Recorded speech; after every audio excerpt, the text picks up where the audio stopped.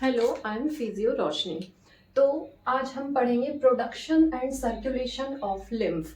Lymph जो होता है, तो लिम्फ क्या है, कहाँ से आता है, कैसे बनता है और कहाँ जाता है। प्रोडक्शन मतलब जो लिम्फ है उसका प्रोडक्शन कैसे बनता है, लिम्फ क्या है और लिम्फ कैसे बनता है और लिम्फ का सर्कुलेशन कैसे होता है। तो production and circulation of lymph हम आज समझते हैं। सपोज कि ये एक ब्लड वेसल है, ये एक ब्लड वेसल है। तो इसे हम मान लेते हैं कि इसमें ब्लड भरा हुआ है, ये ब्लड भरा हुआ है।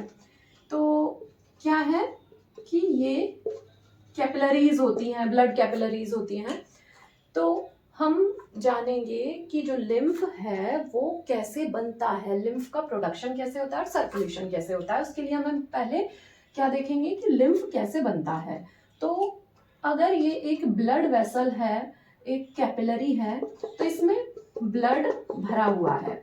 अब ये ब्लड वेसल एक जगह से दूसरी जगह जा रही है। एक अगर ब्लड वेसल है तो वो एक ऑर्गन से दूसरी जगह, बॉडी में डिफरेंट जो ब्रांचेस होती हैं, तो एक जो ब्लड वेसल है वो एक जगह से दूसरी जगह जा रही है। अब जाते टाइम रास्ते में उसकी कई सारी ब्रांचेस रास्ते में इधर उधर आसपास जो भी ऑर्गन्स, टिश्यूज जो मिल रहे हैं उनको ब्लड देती हुई जाएगी। सपोज कि ये टिश्यूज हैं, टिश्यूज। तो ये जो ब्लड वेसल एक जा रही थी, इसको रास्ते में दोनों तरफ ये टिश्यू मिले। ये ब्लैक क्या है, ये टिश्यूज हैं। टिश्यू मतलब कि हम जानते हैं कि जो ब्लड वेसल्स हैं वो डिफरेंट ऑर्गन में ब्रांचेस अपनी देती हैं। तो जब एक ब्लड वेसल एक ऑर्गन से दूसरे ऑर्गन, दूसरे ऑर्गन से तीसरे ऑर्गन तक जब जाएगी तो उसको रास्ते में कई सारे ऑर्गन्स, टिश्यूज मिलेंगे ही।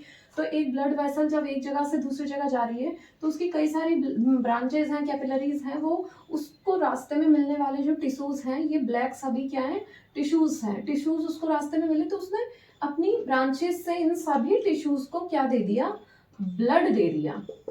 इन सभी टिश्यूज को भी ब्लड दे दिया। मतलब ये जो ब्लड वेसल है ये एक ऑर्गन से दूसरे ऑर्गन तक जा रही थी, लेकिन उसको रास्ते में दोनों तरफ जो भी ऑर्गन्स, जो भी टिश्यूज मिले, उसने उन सभी को भी रास्ते में वो ब्लड देती हुई आई। अब क्या हुआ कि जब दूसरे रास्ते में मिलने वाले टिश्यूज को उसने ब्लड दिया तो उसमें से कुछ ब्लड फैल गया टिश्यू से ओवरफ्लो होके। जिस तरह से हम एक बॉटल में या एक ग्लास में जब हम पानी भरते हैं, जब हम एक बॉटल या एक ग्लास में हम पानी भरते हैं, वो बॉटल अगर फिल्ड, पूरा कंप्लीट पानी भर गया है उस बॉटल में, उसके बाद भी हम उसमें पानी डालते जाएंगे तो क्या होगा कि वो पानी जमीन पे, फर्श पे, फ्लोर पे फैल जाएगा। तो उस तरह से ये जब एक ब्लड वेसल जा रही थी, इसको रास्ते में कुछ ऑर्गन, टिश्यू मिले, उन टिश्यूज को इसने ब्लड दिया। जब वो टिश्यू फुल हो गए ब्लड से, तो वो जो ब्लड है वो बाहर फैलने लगा। इस ब्लड के, टिश्यू के ओवरफ्लो होने से ब्लड के बाहर फैलने को कहा जाता है ऊजिंग, ऊजिंग ऑफ ब्लड। तो ऊजिंग हो गई यहाँ पे। अब क्या हुआ कि ये जो ब्लड बाहर फैला हुआ है, इस बाहर फैले हुए ब्लड को ही हम लिम्फ कहते हैं। तो यहाँ पर ये चीज कंप्लीट होती है कि प्रोडक्शन ऑफ लिम्फ। लिम्फ कैसे बनता है, जब एक ब्लड वेसल एक जगह से दूसरी जगह, मतलब एक ऑर्गन से दूसरे ऑर्गन पर जाती है, तो रास्ते में उसको जो भी ऑर्गन या टिश्यू मिलते हैं, ऑर्गन टिश्यू मिलते हैं, उन टिश्यूज को जब वो अपनी ब्रांचेस से ब्लड देती हुई जाती है, तो जब वो टिश्यू उस ब्लड से फुल हो जाते हैं और वो ब्लड एक्स्ट्रा जो है बाहर फैल जाता है, वो बाहर फैला हुआ ब्लड ही लिम्फ है।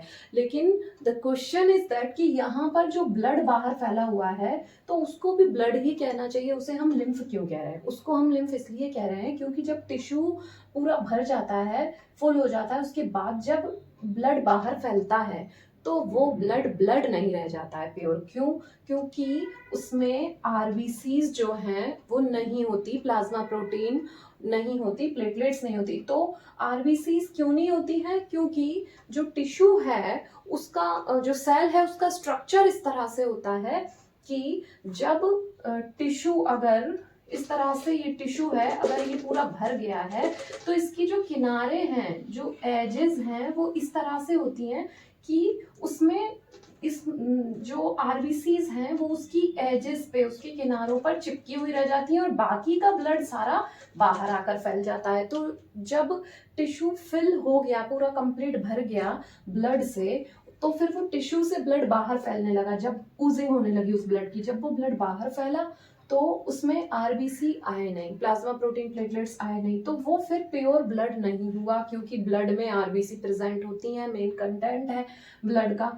तो जो प्योर ब्लड है वो सिर्फ कहाँ रह गया? टिश्यूज में। और जो बाहर फैल गया ये जो ब्लड, वो अब रेड भी नहीं दिख रहा है, वो वाइट दिखेगा, कलरलेस दिखेगा। क्यों? क्योंकि ब्लड का जो कलर है वो रेड दिखता है आरबीसीज के अंदर प्रेजेंट हीमोग्लोबिन आयरन के कारण।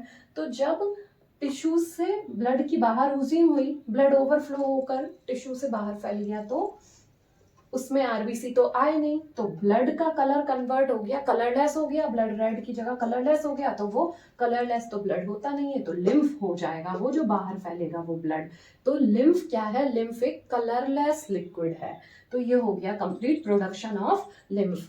अब ये जो लिम्फ है, ये जो हमने पार्ट पढ़ा, ये हमारी बॉडी में के डिफरेंट एरियाज पे हो रहा है 24 आवर्स। अब इतना सारा जो लिम्फ का प्रोडक्शन हमारी पूरी बॉडी में होता जा रहा है कंटिन्यूस, अब इस सारे लिम्फ का होगा क्या? ये सारा पूरी बॉडी का लिम्फ कलेक्ट होकर फिल्टर होने के लिए, या कह सकते हैं प्योर होने के लिए, हार्ट के पास जाएगा। तो वो कैसे? कि अब जिस तरह से ब्लड के लिए हम पढ़ते हैं कि ब्लड कैपिलरीज और ब्लड वेसल्स होती हैं, आर्टरीज, वेन्स, कैपिलरीज ब्लड की, उसी तरह से लिम्फ के लिए होती हैं लिम्फेटिक कैपिलरीज। जिस तरह से ब्लड के लिए ब्लड वेसल्स, ब्लड कैपिलरीज हैं, उसी तरह से लिम्फ के लिए लिम्फेटिक वेसल्स और लिम्फेटिक कैपिलरीज होती हैं। तो अब ब्लड को ब्लड कैपिलरीज, ब्लड वेसल्स लेकर जाती है, तो लिम्फ को कौन लेकर जाएगा? Lymphatic capillaries, lymphatic vessels. अब इस तरह से ये जो सारी प्रोसेस है, मतलब ये जो लिम्फ का प्रोडक्शन है, इस तरह से हमारी पूरी बॉडी में हो रहा है कंटिन्यूस, तो इस सारे लिम्फ को लेकर जाना है हार्ट तक। वो कैसे होगा? उसे हम कहेंगे सर्कुलेशन ऑफ लिम्फ। मतलब ये लिम्फ का प्रोडक्शन तो हो गया है, लेकिन अब ये लिम्फ कहाँ सर्कुलेट होगा, कैसे होगा? कि अब इस सारे लिम्फ को हार्ट तक लेकर जाना है, तो बहुत सारी यहाँ पर कैपिलरीज होंगी इस तरह से। ये सब कैपिलरीज हैं, इन्होंने इस लिम्फ को अपने अंदर लिम्फेटिक कैपिलरीज ने यहाँ पर भर लिया। अब ये इतनी सारी लिम्फेटिक कैपिलरीज हो गई पूरी बॉडी में, इतनी सारी लिम्फेटिक कैपिलरीज तो हार्ट तक जा नहीं सकती, तो ये सभी लिम्फेटिक कैपिलरीज नंबर्स में बहुत ज्यादा हैं, तो इतनी सारी लिम्फेटिक कैपिलरीज हार्ट के पास नहीं जाएंगी, इसलिए ये सभी लिम्फेटिक कैपिलरीज नंबर्स को कम करने के लिए एक साथ जुड़ने लगी, यूनाइट होने लगी, जिससे कि नंबर्स में कम हो जाए।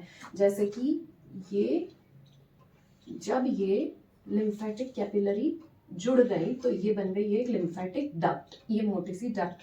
जब ये लिम्फेटिक कैपिलरी सभी जुड़ गई तो ये बन गई एक डक्ट। तो ये पहले ये क्या थी? ये थी लिम्फेटिक कैपिलरीज, लेकिन अब ये जो बन गई है, ये क्या बनी है? लिम्फेटिक डक्ट बन गई है।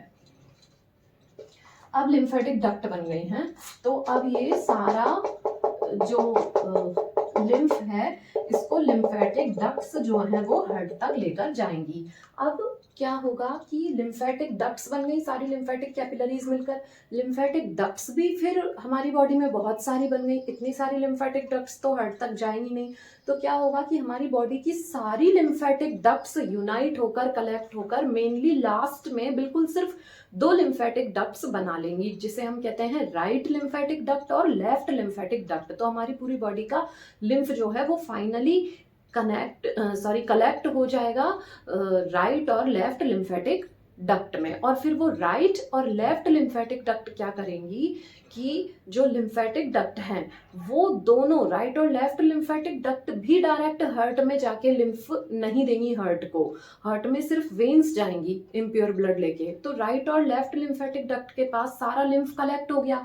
अब राइट और लेफ्ट लिम्फेटिक डक्ट क्या करेंगी कि राइट लिम्फेटिक डक्ट है वो हमारी राइट सबक्लेवियन वेन जो होती है क्लेविकल बोन पे, तो right lymphatic duct right subclavian vein को अपना सारा लिम्फ दे देगी, और लेफ्ट जो है लिम्फेटिक डक्ट वो लेफ्ट सबक्लेवियन वेन को अपना सारा लिम्फ दे देगी। अब जो राइट और लेफ्ट सबक्लेवियन वेन है उनके पास सारा लिम्फ आ गया, तो राइट और लेफ्ट सबक्लेवियन वेन का जो इम्प्योर ब्लड है वो जब हार्ट के पास प्योर होने जाएगा तो उसी में मिक्स होकर लिम्फ भी हार्ट के पास चला जाएगा। तो इस तरह से होता है लिम्फ का सर्कुलेशन।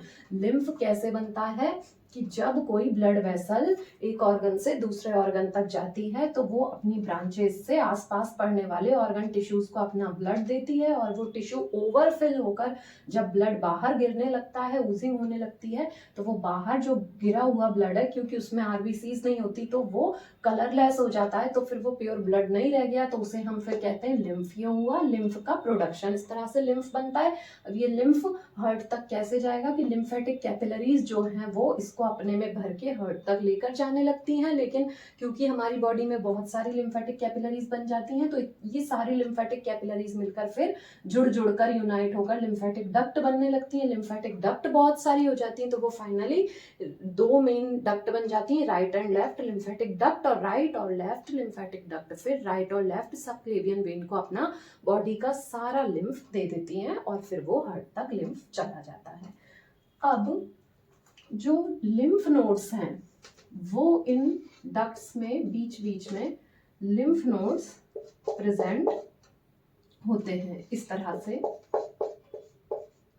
लिम्फ नोड्स, ये जो सारा लिम्फेटिक सिस्टम है, लिम्फेटिक कैपिलरीज और लिम्फेटिक डक्ट्स वाला, तो इसके बीच बीच में हमें कई जगहों पर इस तरह से जालियां देखने मिलेंगी जिन्हें हम कहते हैं लिम्फ नोड्स। ये जो लिम्फ नोड्स हैं ये एक्चुअल में मैकेनिकल फिल्टर हैं, क्योंकि ये लिम्फ डायरेक्ट हार्ट में जब जाने वाला है तो उस लिम्फ में जो भी माइक्रोब्स होते हैं तो ये मैकेनिकल फिल्टर है, तो ये उसको फिल्टर करती है, फेगोसाइटिक एक्शन करती है। और जो एरियाज ऐसे हैं जहां पर चांसेस होते हैं बहुत ज्यादा माइक्रोब्स के या इन्फेक्शंस के, उस जगह पर ये लिम्फ नोड्स फिर ग्रुप में लगे हुए होते हैं इस तरह से। फिर वहां पर एक लिम्फ नोड नहीं ग्रुप मिलेगा लिम्फ नोड्स का, तो लिम्फ नोड के ग्रुप को फिर हम टॉन्सिल्स कहते हैं। टॉन्सिल्स क्या है? ग्रुप ऑफ लिम्फ नोड या क्लस्टर ऑफ लिम्फ नोड्स। तो जिस जगह पर हमें कहीं जैसे कि फेरिंग्स है, अपेंडिक्स है, इन जगहों पर जब हमें ज्यादा लिम्फ नोड्स लगे हुए मिलेंगे तो फिर उसे हम टॉन्सिल्स कहेंगे। तो यहाँ पर भी ये सेम फंक्शन परफॉर्म होगा कि ये मैकेनिकल फिल्टर का जो है फंक्शन परफॉर्म करेंगे।